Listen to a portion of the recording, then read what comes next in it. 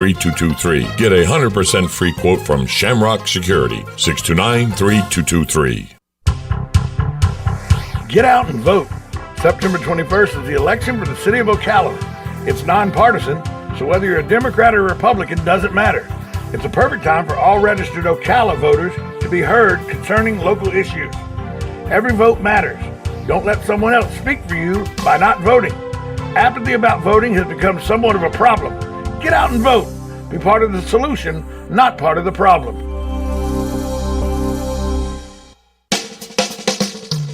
Now you've done it. Have you lost your mind? He's back. And you're listening again. A legend in his own mind. Don't believe me? Just ask him. Here's Tom Schmitz live on WOCA. The Source. Welcome back to Ocala Talk. As we wrap up the candidate forum for Ocala City Council and the mayor's race, the last two candidates in are the two candidates vying for the office of mayor of the city of Ocala. Dr. Manal Fakori, she is in here, graciously agreed to join us, and the sitting mayor, Kent Gwynn, is in here as well. Good morning to both of you. Good morning. Morning, Tom. You know, I have to say that I want to appreciate both of you because it's a breath of fresh air when people will come and give you their views and not worry about how they come off or not worry about what people think or anything. They're just here to give their views on how they can better help Ocala. And I appreciate both of y'all for doing that. We'll start this morning by introductions of both candidates. You'll have 1 minute to introduce yourself to the public. And my mom always taught me, Kent, that ladies first. So, Dr. Fakori, you have the microphone for 1 minute. Okay, great. Thank you so much. And to everyone that's listening, good morning and welcome. What a special day. I'm Dr. Manal Fakori. I have been in Marion County, Ocala for nearly 35 years. We have raised our 5 amazing children here. We have seen the city grow in many directions. We have built our business here, built our home here, and I'm excited to have served with so many community leaders to see our city grow. Ocala has been great to our family. I'm running for mayor with the experience, energy, and grit. I'm excited to the opportunity to serve you at the highest level, and my promise to you is to be a transformational leader looking ahead to serving all of Ocala. I'm Dr. Manal Fakori. Thank you, Dr. Fakori. Mayor Kent Gwynn, your minute starts now. Yes, sir. So my family came here about 170 years ago. I'm 5th generation Ocalan. Lived here all my life, 66 years, except for 4 months when I was in foster care and was adopted through Children's Home Society. I'm married, been married for 41 years to the same wife. She was a public school teacher, just retired a couple of years ago. I've got 2 sons, one in Ocala, one in Tampa. Been in the insurance business for 39 years, served on city council for 12 years, and been your mayor for 10 years, and obviously love the city, love the people here, and want to continue in that same path, serving the citizens of the city of Ocala. So thank you. Thank both of you for those statements. Now, I want to get the ugliness out of the way first, and then we'll get into issues that actually concern Ocala. Right. But I want to get the ugliness out of the way first, and Mayor Gwynn, we'll start with you. It was said you came on this radio program, a radio program I hosted years ago with Buddy Martin, when it was said that you were a member of the Ku Klux Klan. You along with other mayors, some U.S. House of Representatives, some senators were named as members of the Klan. Can you explain what happened there and what the outcome of that was? Sure. So 5 mayors and 4 United States senators were named as being in the Ku Klux Klan. It was an anonymous group trying to pretend to be the group Anonymous. And that came out on Monday. The real anonymous group came out on Thursday, and they said while we would appreciate the efforts of those on Monday, we'd rather have a shorter but more accurate list, and those people that were named on Monday are not in the KKK. The NAACP came out and said that I wasn't. I developed a great relationship with a gentleman named Lorente McCrae, who played for the Broncos at the time, called me and said, "You're my mayor," and we became friends over that. And just a lot of great things have happened because of that. So you are not a member of the Ku Klux Klan? No, sir. Okay. Never have been, not now, never would be. I hate and despise everything they stand for. Dr. Fakori, it has been said that you had an association, you were a board member of CAIR, C-A-I-R, and that the United Arab Emirates named CAIR a terrorist group. The United States never did, but somehow the UAE, I guess, gets to be the group that decides what's a terrorist group, what's not these days. But there was a report out that said CAIR, an Islamic civil liberties advocacy group, was named as a co-conspirator in the 2007 trial of the Holy Land Foundation in Texas. So a lot of people have said because the Holy Land Foundation did have ties to terrorists, that made CAIR part of terrorists. Please explain your association with CAIR and what it actually does. Sure, thank you so much. CAIR is a 27-year-old first-class civil rights organization and advocacy group to represent the Muslim community, to improve the image and the understanding of Islam, and to combat Islamophobia, which we know is rampant all across the country.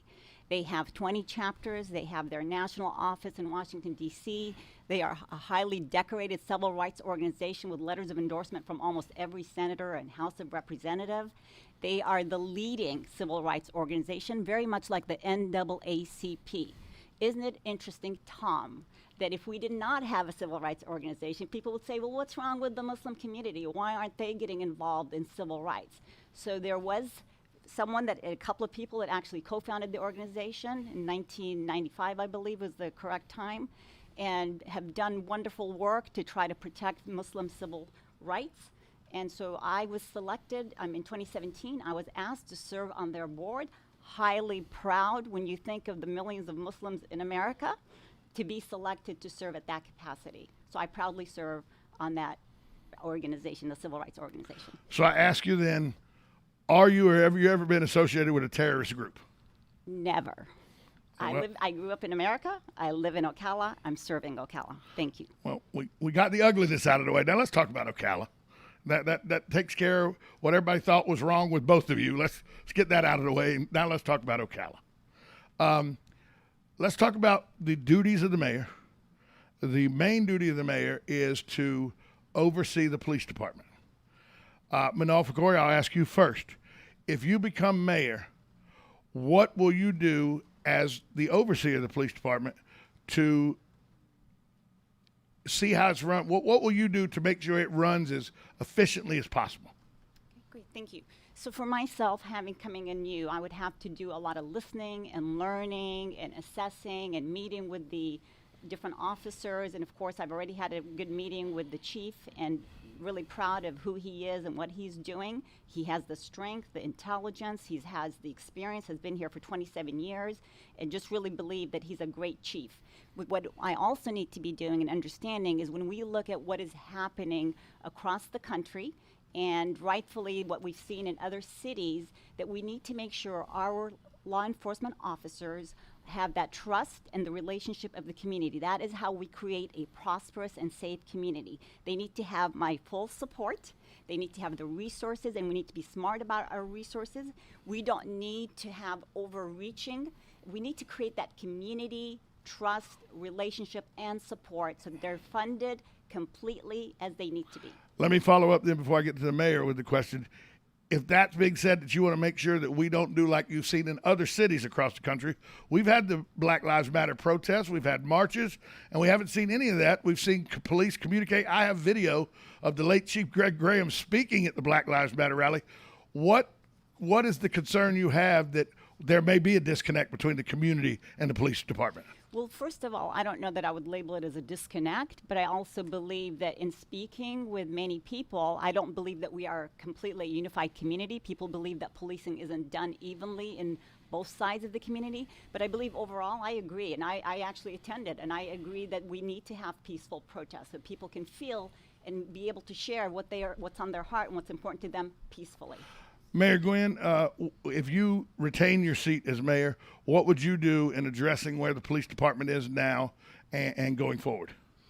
Well, as far as any excuse me, trust issues, I don't find those.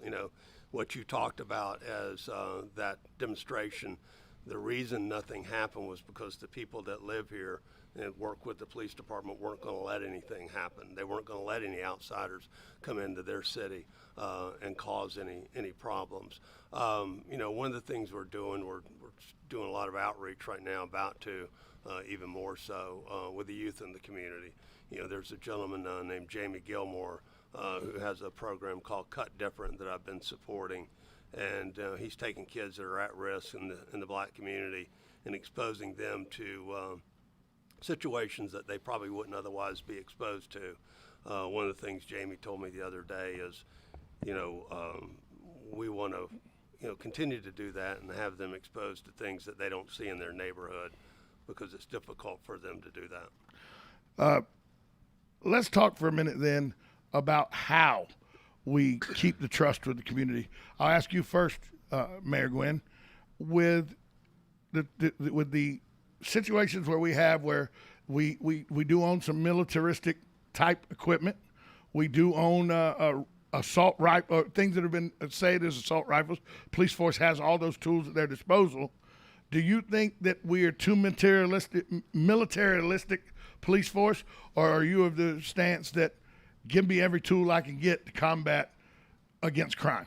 I think we need to have every tool we can get to combat against crime. We just went out, served a warrant yesterday with an MRAP and about 17 of our SWAT officers to a gentleman in West Ocala that was selling crack cocaine. So yeah, I mean, we're the good guys. So I said this before. If you're doing something that's bad, you don't want to be around the cops. And if they have a lot of tactical gear and everything, that's threatening to you, which it should be. If you're a good guy, you want to be near those cops. You're safe.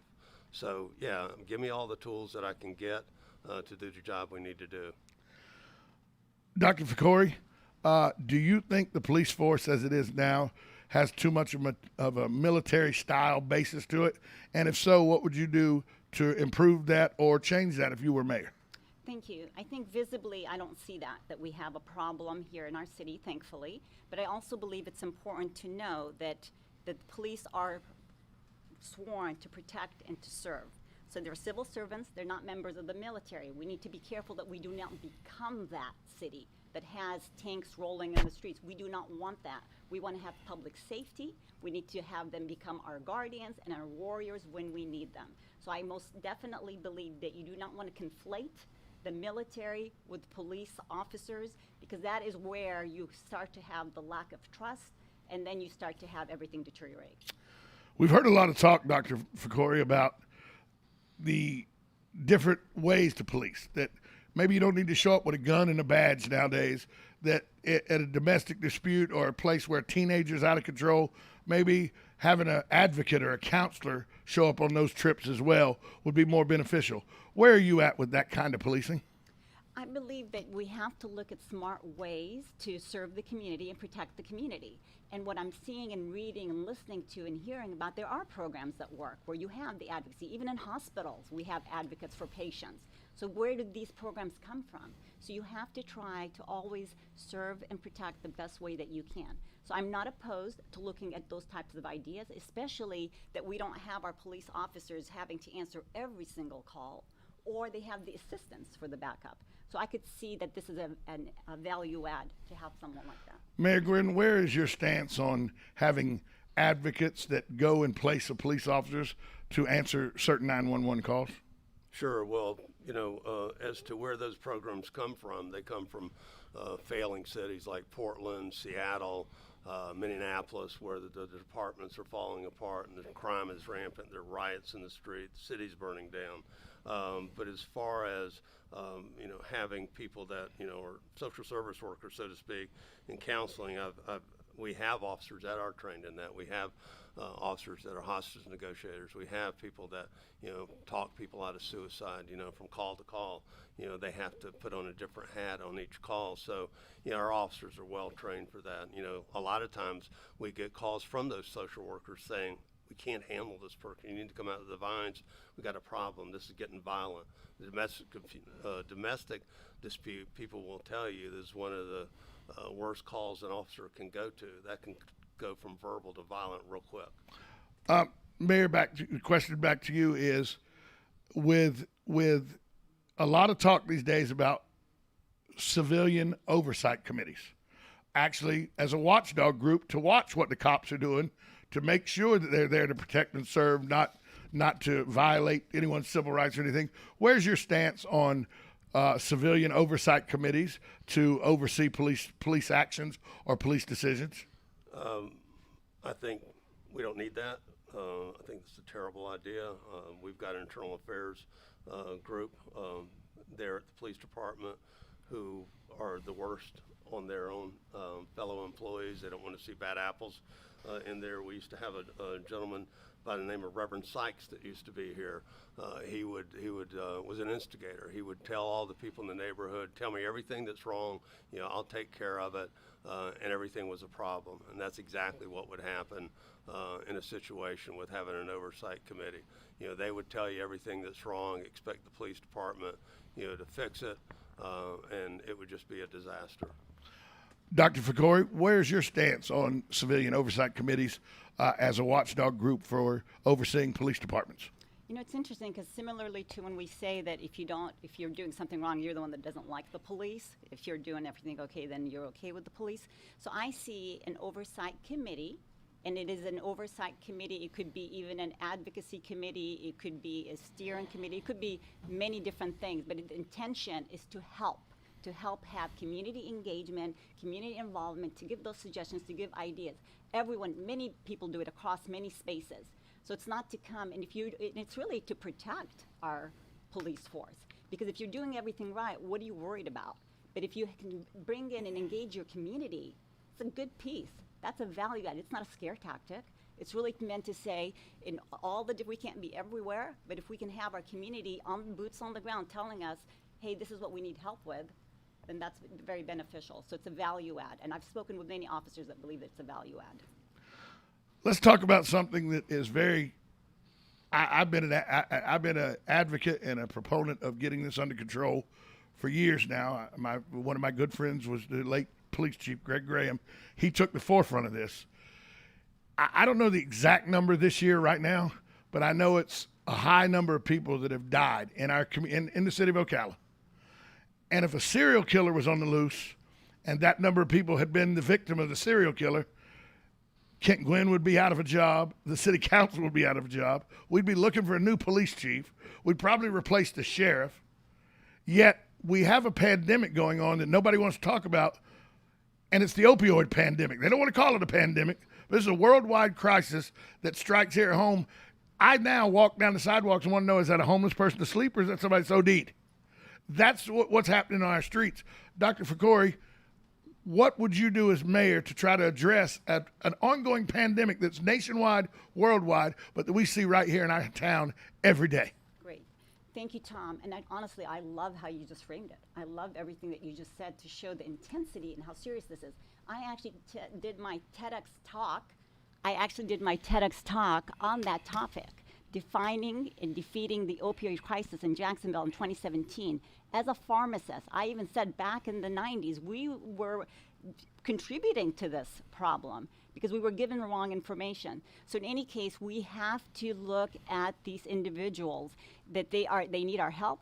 They're not, someone that we need to be embarrassed about and hide, but we need to help them. What people miss is that the neural pathways in our brain change. So if I was to say to you, Tom, stop using heroin, you're going to lose your children, you wouldn't even be able to stop because of the way the addiction works. So we must understand that it's an illness, it's not a crime, and that we have to help them. And sadly, when you look at some of the pharmaceutical companies, they contributed to this epidemic.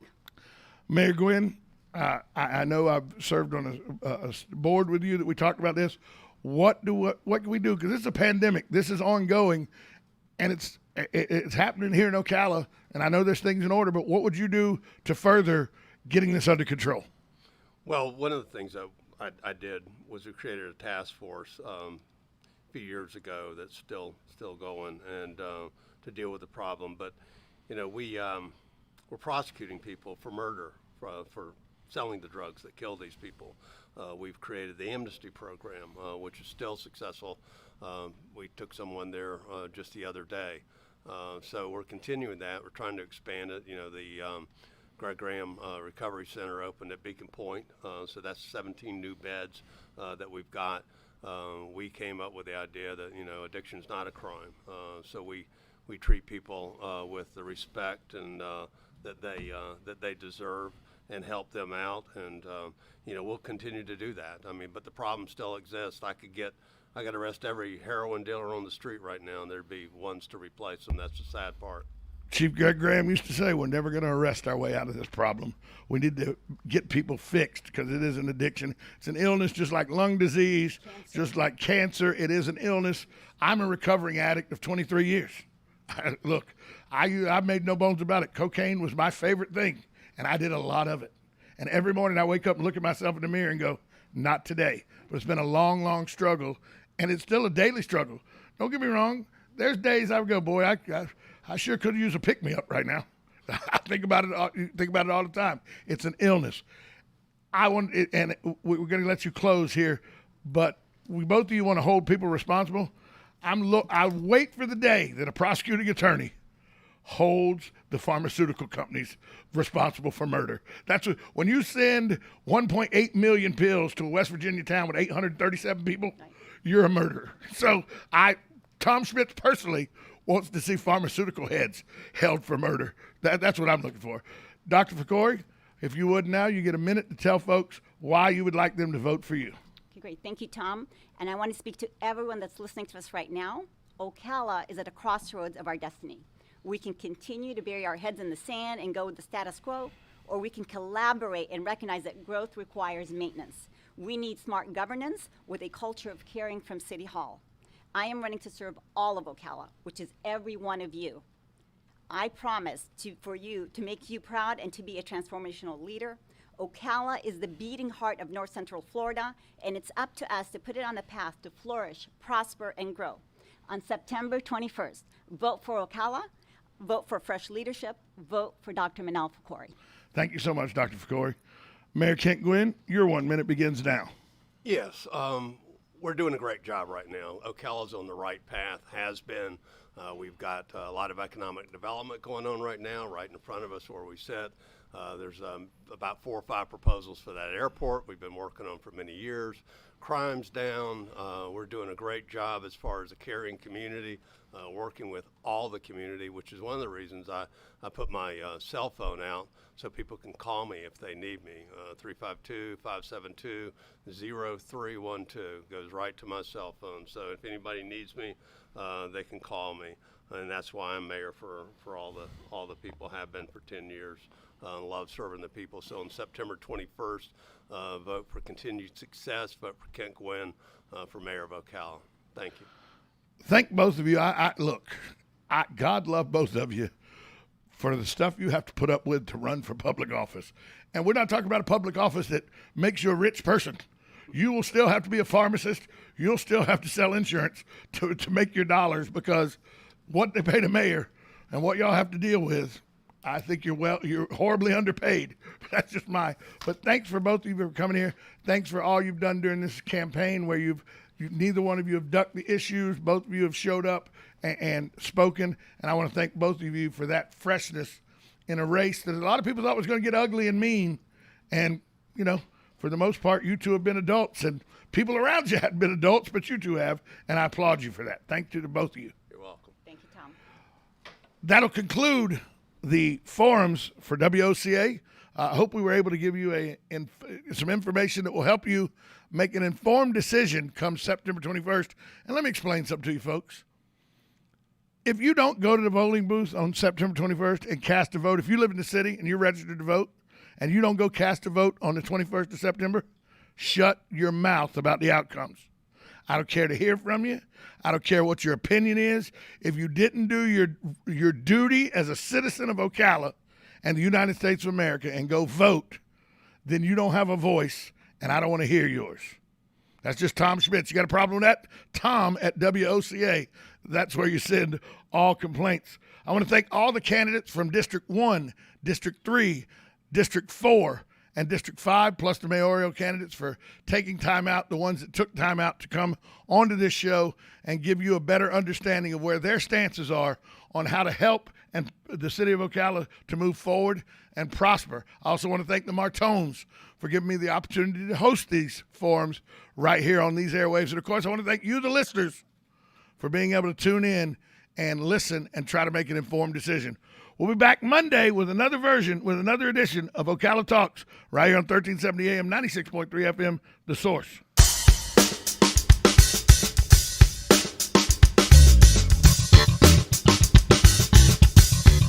Broadcasting from the Ocala International Airport, this is WOCA AM, W242CA FM, Ocala, 1370 AM, 96.3 FM, The Source.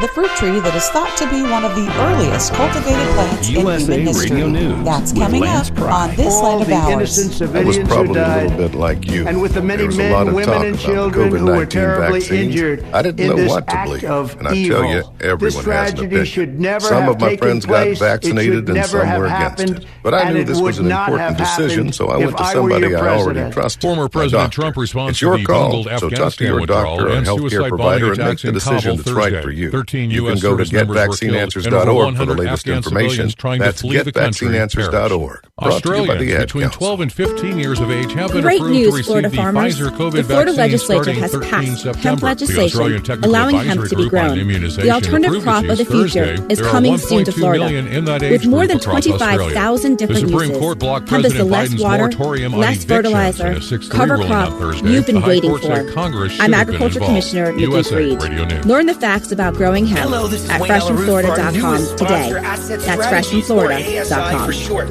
ASI is a precious metals powerhouse. A date They palm sell might gold not and be silver. most gardeners' Never in first history choice has there when it been a more comes to important growing moment to buy fruit. gold and For silver. people in the right ASI has climate, been in growing business for dates is a 39 brilliant years. choice. They served The over trees are long-lived, 20,000 produce clients a and heavy sold crop, $5 and have billion relatively few worth of pests gold, and silver, diseases that precious bother metals them. with You zero can find complaints. dates growing in Last year, places gold like sold Southern gains of California, 25%. Arizona, Silver and nearly Southern doubled Nevada. gold's More performance. recently, Now gardeners are growing Democrats are in date charge. palms in Green New Deal, Louisiana open and borders, Texas. free With healthcare over for illegals, 3,000 bailout varieties purposes. worldwide, it pays to see what's available